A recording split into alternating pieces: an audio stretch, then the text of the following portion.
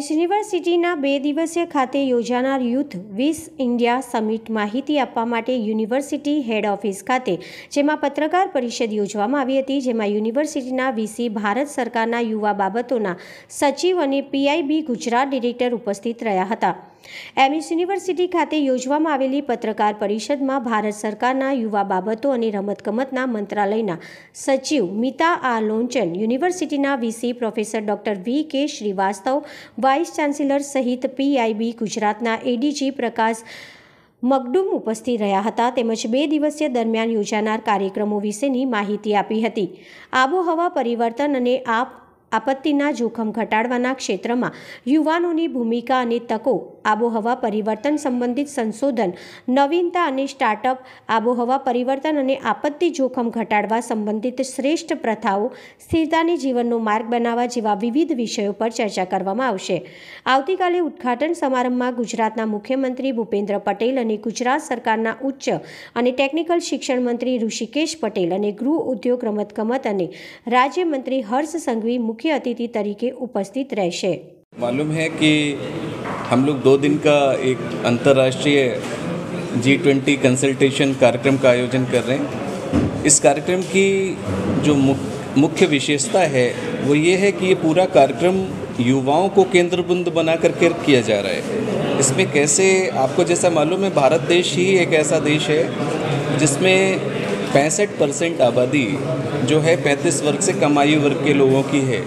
जो आने वाला भारत है, हमारा नया भारत है, उसमें इन युवाओं की भूमिका मुख्य भूमिका होगी। इसलिए मिनिस्ट्री ऑफ यूथ अफेयर्स ने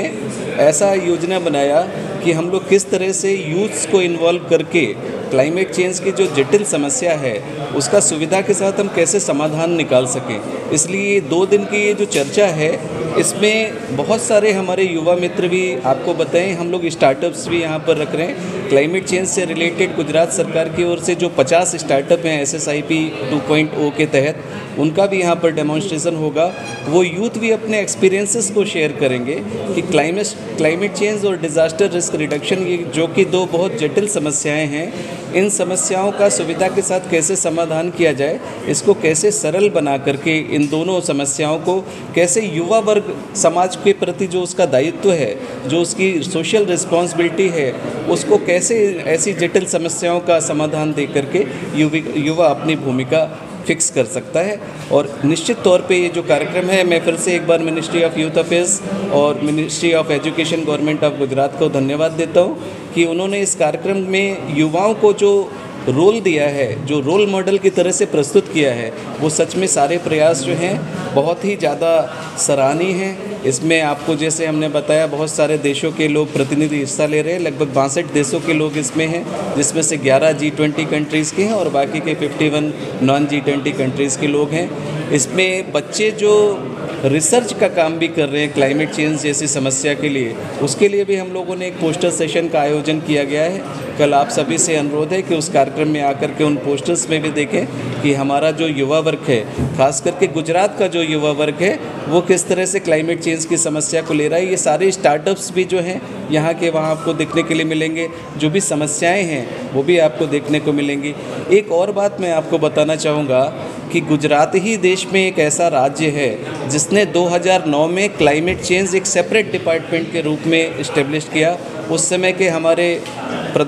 मुख्यमंत्री श्री नरेंद्र भाई मोदी जी ने 2009 में क्लाइमेट चेंज डिपार्टमेंट एक सेपरेट डिपार्टमेंट के रूप में शुरू किया था, जिसकी उपयोगिता आज आप देख रहे हैं कि 11-12 वर्षों के बाद, 13 वर्षों के बाद यहाँ पर जो भी हम लोग क्लाइमेट चेंज के लिए कदम उठा रहे हैं, वो भले ना हमारा नेशनल सोलर मिशन हो, या हमारा रेन वाटर हार्वेस्टिंग का कार्यक्रम हो, या हमारा रूफटॉप का कार्यक्रम हो, या हमारा कैनाल टॉप का कार्यक्रम हो, ये सारी जो योजनाएं हैं ये कहीं ना कहीं से क्लाइमेट चेंज में जो जलवायु परिवर्तन जो हो रहा है, उसमें किस तरह से कार्बन एमिशन हो रहा है, किस तरह से उसको रोका जा सकता है, किस तरह से कार्बन फुटप्रिंटिंग को रोका जा सकता है, किस तरह से कार्बन क्रेडिट्स को अर्न किया जा सकता है, ये सारी बातों की चर्चा इन 2 दिन के अंतर्राष्ट्रीय परिचर्चा में होगी। इसमें युवा पैनल डिस्कशन में भी हिस्सा लेंगे और जो भी हमारे एक्सपर्ट्स हैं वो भी अपने एक्सपीरियंसेस को शेयर करेंगे कि किस तरह से इस जटिल समस्या के लिए भारत गंभीर है, जबकि ये समस्या पूरे विश्व के लिए है,